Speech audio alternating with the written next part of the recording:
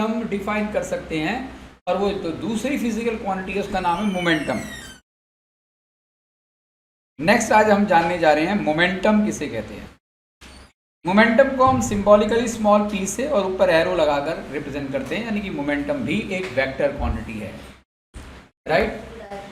Momentum of a body, momentum देखो, what do you mean by momentum, थोड़ा face करके लो, what do you mean by momentum and define momentum, इसमें बहुत बड़ा चीज है, दोनों अलग अलग definition. What do you mean by momentum, momentum of a body is the total quantity of motion, क्या, total quantity of motion possessed by the moving body.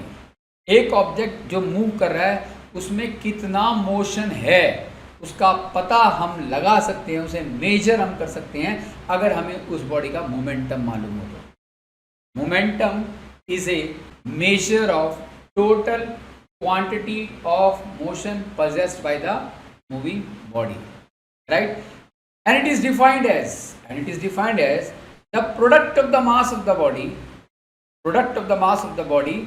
velocity with which it moves, anything which is in motion, isn't it, is acquired with the velocity or not? कोई भी चीज अगर motion में है तो उसमें velocity है या नहीं, अरे वो मोशन में है तो उसमें मास भी है या नहीं, बिना मास की कोई चीज है, इम्पॉसिबल। मास है, मूव कर रहा है तो वेलोसिटी है, तो मास इंटू वेलोसिटी कर दो, तो ये फॉर्मूला बन गया और डेफिनेशन बन गई किसकी, मोमेंटम की, राइट। देखिए, momentum is momentum of a body,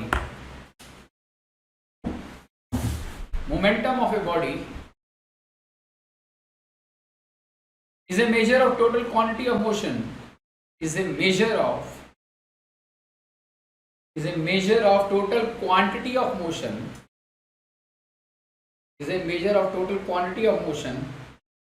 possessed by the moving body,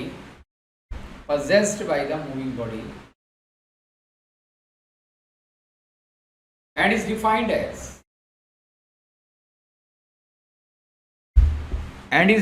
the product of the mass of the body,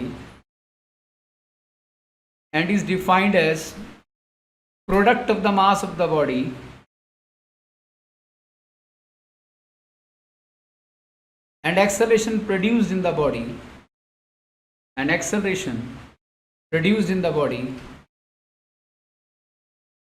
in the direction in which the force acts. Product of the mass of the body,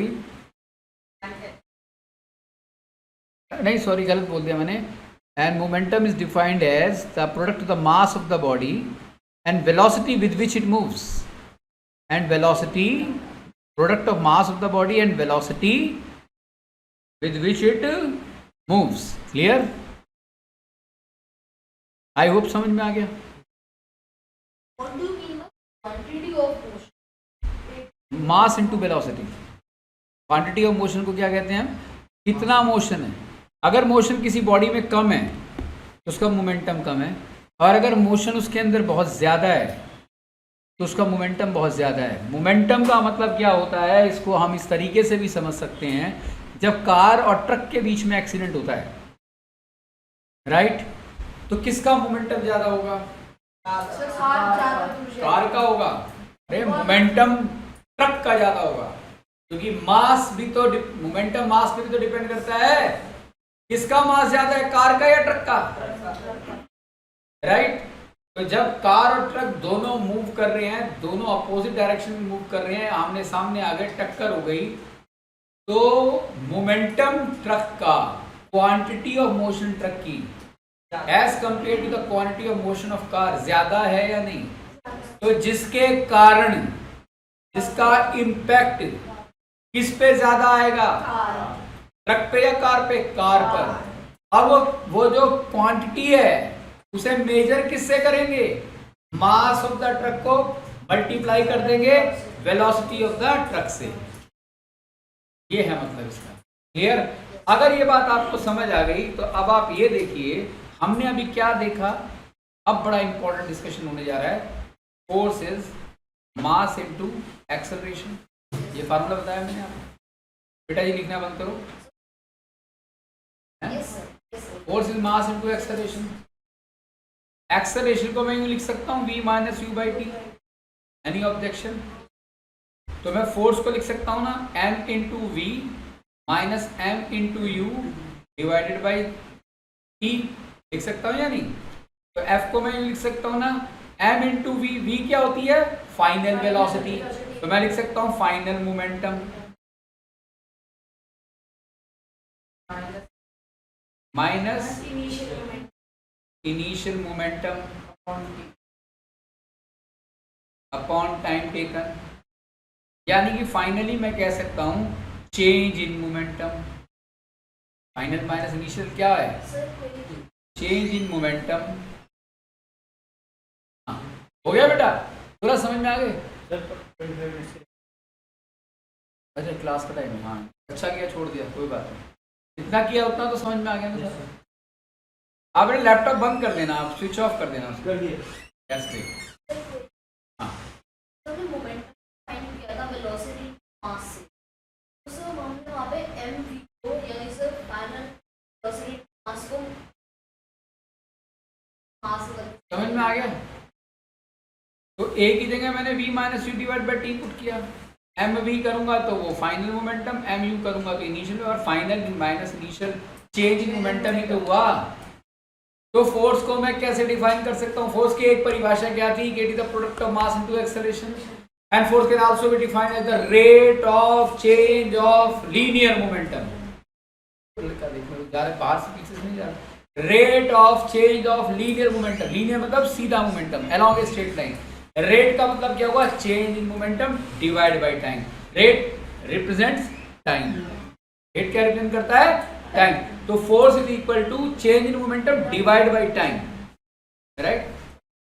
तो force acting on a body can also be defined as the change in momentum of the body per unit time.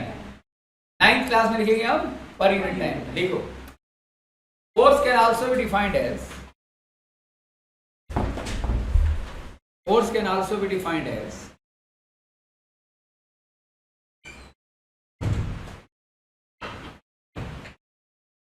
force can also be defined as change in the momentum of the body, change in the momentum of the body, in the momentum of the body per unit time,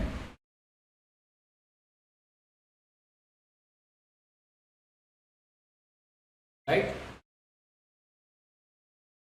Change in the momentum of the body per unit time, clear? अब इससे एक बात clear हो गई, force is directly proportional to M V minus M U. यहाँ ये sign represent कर रहा है डायरेक्टली प्रोपोर्शनल। कहने का मतलब है राइट साइड का ये जो डिफरेंस है अगर ज़्यादा होगा तो फोर्स भी ज़्यादा होगी, चेंज इन मोमेंटम कम होगा तो फोर्स भी कम होगी, राइट? और force is inversely proportional to time. ये क्या है? इनवर्सली प्रोपोर्शनल टू टाइम, यानी कि time for which the force acts on a body अगर कम होगा तो फोर्स बहुत ज्यादा होगी, time for which the force acts on a body ज्यादा होगा तो फोर्स कम होगी, राइट? इसके कुछ प्रैक्टिकल एग्जांपल्स देखते हैं। क्या इतना क्लियर होगा आपको? कोई डाउट इसके अंदर? आप पूछो कोई डाउट।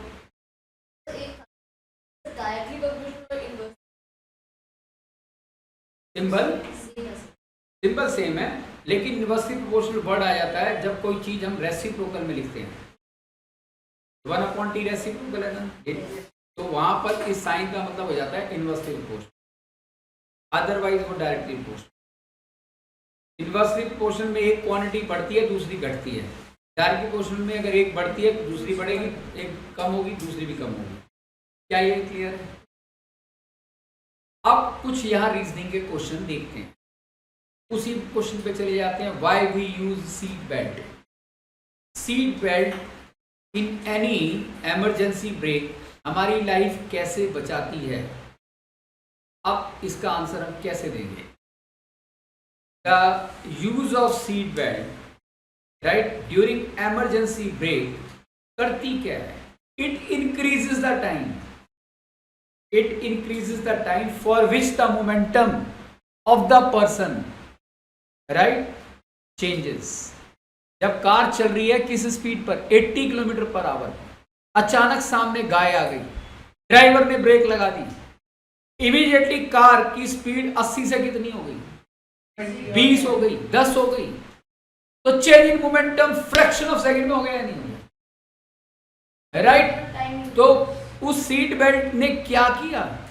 अगर सीट बेल्ट नहीं होती, बहुत अच्छा कहा बिहार ने, अगर सीट बेल्ट नहीं होती तो change in momentum takes place within no time. Time बहुत कम हो गया है या नहीं? टाइम बहुत कम हो गया। चेंज इन मोमेंटम बहुत ज्यादा हो गया या नहीं? कहां 80 कहां 10। टाइम 0.2 सेकेंड, 0.6 सेकेंड, ऐसा हो सकता है नहीं? उसमें चेंज इन मोमेंटम कितना जबरदस्त, ना के बराबर टाइम, तो फोर्स कितनी जबरदस्त लगेगी। Impact of the force on to the person would extremely be high. इसीलिए जो टकराते हैं वो शीशा तोड़कर बाहर दूसरी गाड़ी आगे की तरफ गिरते हैं। इससे कई बार एयर बैग भी फट जाता है। एयर बैग भी इसीलिए लगाया जाता है कि लाइफ बचाता है। पर अगर सपोज एयर बैग नहीं खुला तो इतनी स्पीड पे होगी तो probability of getting the certain death 99.9%। क्या ये बात बाहर नहीं जाएगा तो आगे अंदर ही खत्म हो जाएगा। वो ड्राइवर की तो स्टीयरिंग अंदर चली जाएगी अगर उसने सीट बेल्ट नहीं लगा रखी, और सामने वाले का जो बोर्ड, गाड़ी का जो आगे का बोर्ड है वो पूरा उसकी छाती के अंदर चला जाएगा। राइट। तो ये नहीं होना चाहिए ना। तो सीट बेल्ट क्या करती है?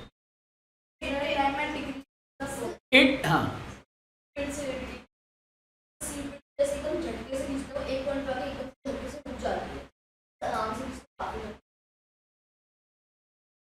ये तो मैकेनिकल कारण है उसका, ये कोई लॉजिकल रीजन नहीं है। अभी जिस पे बात कर रहे हैं उस पे ध्यान दो।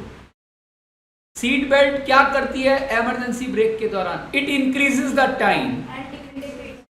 भाई सुनो, फिर भैया सुनने की आदत डालो। इट इंक्रीजेस द टाइम लिख दोगे ना, और लिख दोगे फॉर विच स्पीड, जो कुछ भी लिखोगे आगे तो आपको मार्क्स नहीं, 0 मिलेगा। It increases the time for which, ये लिखना जरूरी है, change in momentum takes place. It increases the time for which change in momentum takes place. जो सीट बेल्ट नहीं थी तो 0.2 सेकंड लग रहा था, तो सीट बेल्ट लगाने से हो सकता है 1 सेकंड लग जाए। तो कितना कितना ज्यादा, 5 गुना टाइम बढ़ गया। और उसमें जो चेंज इन मोमेंटम का इंपैक्ट आया वो ड्रास्टिकली, फोर्स जो प्रोड्यूस होगी, टाइम बहुत ज्यादा हो गया। चेंज इन मोमेंटम उस ज्यादा टाइम के दौरान हो रहा है तो इंपैक्ट ऑफ फोर्स कम हो गई। पूरे चांस है कि भाई चोट तो लगेगी अभी भी, लेकिन इंसान बच जाए। राइट। क्लियर हो गया? So the seat belt, the use of the seat belt increases the time for which the change in momentum takes place. इसी तरीके से क्रिकेट में जब कोई फील्डर कैच पकड़ता है तो यू पकड़ता है या यू पकड़ता है? आपने भी क्रिकेट खेला हो तो नेचुरली अपना हाथ पीछे जाता है या नहीं? तो हमारा हाथ पीछे क्यों जाता है? चोट ना लगे, ये तो बात बिल्कुल सही है, ये तो कोई बच्चा भी बता देगा। ये सीधी सी बात है, चोट ना लगे। लेकिन टेक्निकल कारण क्या हाथ को नीचे करने का? तो उससे आशा करता हूँ आंसर नहीं।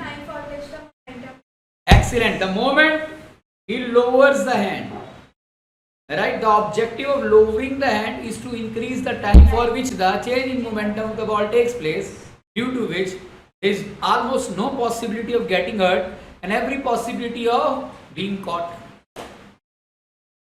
Right? यूं करेगा तो कैच भी नहीं होगी, चोट अलग से लगेगी। यूं करेगा तो कैच ही नहीं होगी, टकराती बॉल बाहर चली जाएगी, चोट अलग लगेगी। वो आ रही है बॉल, आपसे टकराई तो कितना change in momentum within no time हो गया, पता लगा हाथ ही टूट गया यहां से। क्लियर हुआ है या नहीं? तो ये भी एग्जाम में आने वाले क्वेश्चन है, सब एग्जाम में आने वाले क्वेश्चन। इसी तरीके से क्वेश्चन लगा हुआ होता है ना, जब एक एथलीट जंप लेता है तो या तो वो जंप लेते समय रेत पर गिरता है या कुशन के ऊपर गिरता है, हार्ड सरफेस तो नहीं होता ना। तो वो जो रेत होता है वो क्यों यूज करते हैं? अगेन द सैंड, जैसे उन्हें जंप किया, आगे वो गिरा तो सैंड पे गिरा ना, तो सैंड क्या करेगी, it increase the time for which the change in momentum takes place and the players for the purpose of player safety. सब काम से कॉमन है ना, सब एग्जाम में आने वाले क्वेश्चन। आई होप समझ आ गया। अगली क्लास में इससे रेलेवेंट न्यूमेरिकल्स करेंगे, ठीक है ना। और न्यूमेरिकल्स के बाद Newton second law of motion, third law of motion, और फिर 3 क्लास में चैप्टर खत्म हो जाएगा। स्कूल में तुम्हें अगर सिलेबस पता लग गया हो, जैसे लक्ष्य ने दे दिया, लक्ष्य बेटा आपने जो दिया है ना वो यूनिट टेस्ट का दिया है, मैं सितंबर टेस्ट की बात कर रहा हूँ। अगर आप सबके पास सितंबर टेस्ट का आ गया सिलेबस, अभी मेरे जुलाई में टेस्ट। अगर जब भी सितंबर, देखो मेरा तुम्हारा ये जुलाई, ये जो यूनिट टेस्ट है ना 10-20 नंबर की, उसका मेरा मकसद नहीं है, मैं सितंबर टेस्ट का जानना चाहता हूँ क्या सिलेबस है, ठीक है। कल जिनको एडवांस वाले जो सब कितने बजे आ जाएंगे, 1:30 बजे, ठीक है। सर लेकिन मैं नहीं आ पाऊंगा। तो तुम एक काम कर, हाँ सुनो, जिनके स्कूल खुल जाए अगले हफ्ते तो